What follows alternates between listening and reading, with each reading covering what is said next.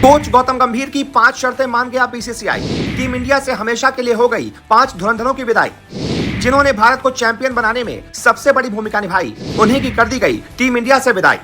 अब पांचों का टी20 और वनडे करियर खत्म होने की नौबत आई। जी, ऑस्ट्रेलिया के खिलाफ जो टीम इंडिया का सिलेक्शन हुआ है, जिसमें वनडे टीम भी आई है और साथ ही साथ टी20 टीम का भी सिलेक्शन हुआ है, इस सिलेक्शन ने 5 खिलाड़ियों को बहुत बड़ा झटका दिया है। एक तरीके से कह सकते हैं कि कोच गौतम गंभीर की 5 शर्तें मान गई है बीसीसीआई और टीम से हमेशा के लिए हो गई है 5 धुरंधरों की विदाई। जिन खिलाड़ियों ने टीम इंडिया को चैंपियन का टैग दिलाने में सबसे बड़ी भूमिका निभाई, अचानक से उन्हीं की कर दी जा रही है टीम इंडिया से हमेशा के लिए विदाई और इन पांचों के टी20 और वनडे करियर खत्म होने की नौबत आई। क्योंकि जो टीम चुनी गई है वो यही बता रही है कि अब ये खिलाड़ी टीम इंडिया की फ्यूचर प्लानिंग में नहीं है, टीम इंडिया की फ्यूचर स्कीम ऑफ थिंग्स में नहीं है। वनडे और टी20 में अब ये वापसी नहीं कर पाएंगे। कौन कौन से ये 5 खिलाड़ी हैं और कौन सी गौतम गंभीर की 5 शर्तें हैं, यानी एक तरीके से 5 खिलाड़ियों को हटाने की शर्त है जो बीसीसीआई मान गई है, और कौन कौन से वो खिलाड़ी हैं जो अब टीम इंडिया में वापसी नहीं कर पाएंगे या फिर लगभग जिनकी वापसी नामुमकिन है, एक एक करके आपको उनके नाम बताते हैं। इसमें सबसे पहला नाम है मोहम्मद शमी का। वो मोहम्मद शमी जिन्होंने टीम इंडिया को चैंपियन बनाने में, टीम इंडिया को बहुत सारे मैचेस जिताने में बहुत बड़ी भूमिका निभाई। 2012-13 से लेकर लगभग 12 सालों तक टीम इंडिया के लगातार खेलते रहे, बड़े बड़े मैचेस जिताए। लेकिन अब जब मोहम्मद शमी का करियर थोड़ा सा ढलान पर है, उनकी बॉलिंग की रफ्तार थोड़ी सी कम हो गई है, धार थोड़ी सी कम हो गई है, यानी कि बीसीसीआई का मतलब निकल गया है, तो मोहम्मद शमी को दूध में से मक्खी की तरह निकाल फेंक दिया गया है। अब ना उनको टी20 टीम में चुना जा रहा है, ना टेस्ट टीम में चुना जा रहा है। उम्मीद थी वनडे टीम में चुना जाएगा, लेकिन ऑस्ट्रेलिया के खिलाफ जारी वनडे टीम में भी उनको नहीं चुना गया। ऐसे में अब यहां से बहुत हद तक यह मुमकिन है कि मोहम्मद शमी शायद कभी टीम इंडिया में वापसी नहीं कर पाएंगे और उनका करियर खत्म हो गया है। इसके बाद इस लिस्ट में दूसरा नाम है ईशान किशन का।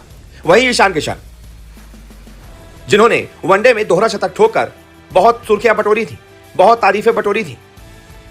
शुभमन गिल के साथ उन्हीं का नाम लिया जा रहा था, लेकिन उनकी एक गलती ने उनका करियर खत्म होने की नौबत पर ला दिया है। गलती जो उन्होंने साउथ अफ्रीका दौरे से पहले की थी। पिछले साल जब team India South Africa test खेलने के लिए जा रही थी, नए साल का समय था, तो ईशान किशन ने यह कहते हुए साउथ अफ्रीका दौरे से नाम वापस ले लिया था कि मैं मानसिक तनाव में हूं, मुझे थोड़ा सा रिलैक्स चाहिए, मुझे थोड़ा सा समय चाहिए।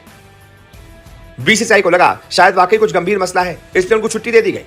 लेकिन फिर पता चला कि वो तो नए साल का जश्न मना रहे हैं, वो तो दुबई घूम रहे हैं, यानी कि उन्होंने बीसीसीआई से झूठ बोला। बस यही एक गलती उन पर भारी पड़ गई और उनका करियर खत्म होने की नौबत पर आ गया है, क्योंकि तब से टीम इंडिया में उनकी वापसी नहीं हो पा रही। ना टेस्ट में वापसी हो रही है, ना टी20 खेल पा रहे हैं और ना ही वनडे टीम में उनको चुना जा रहा है, क्योंकि उनसे और भी ज्यादा बेहतर विकल्प लगातार सामने आते जा रहे हैं। टीम इंडिया के पास विकेटकीपर बल्लेबाज के तौर पे ऋषभ पंत का ऑप्शन है, संजू सैमसन का ऑप्शन है, ध्रुव जुरेल का ऑप्शन है, जितेश शर्मा का ऑप्शन है।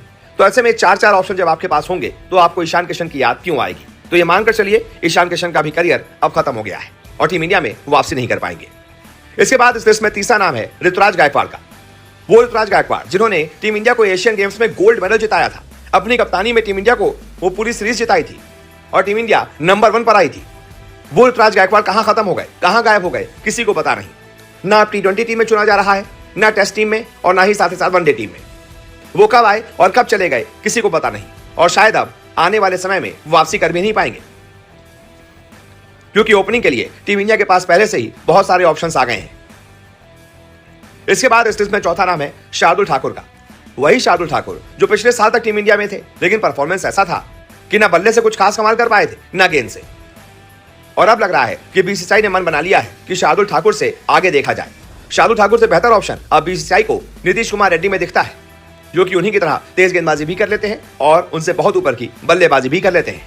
इसी वजह से शार्दुल को ना ही टी20 टीम में चुना गया, ना ही वनडे टीम में, और अब आगे भी मुश्किल है कि शार्दुल की टीम में कभी वापसी हो पाए। और आखिर में इस टेस्ट में नाम आता है आकाशदीप का। शायद आकाशदीप बीसीसीआई की टेस्ट की सोच में हो, लेकिन वनडे और टी20 की सोच में तो बिल्कुल नहीं है। ये सिलेक्शन से साफ हो गया है। वनडे और टी20 में बीसीसीआई के पास बहुत सारे तेज गेंदबाजों के ऑप्शंस हैं।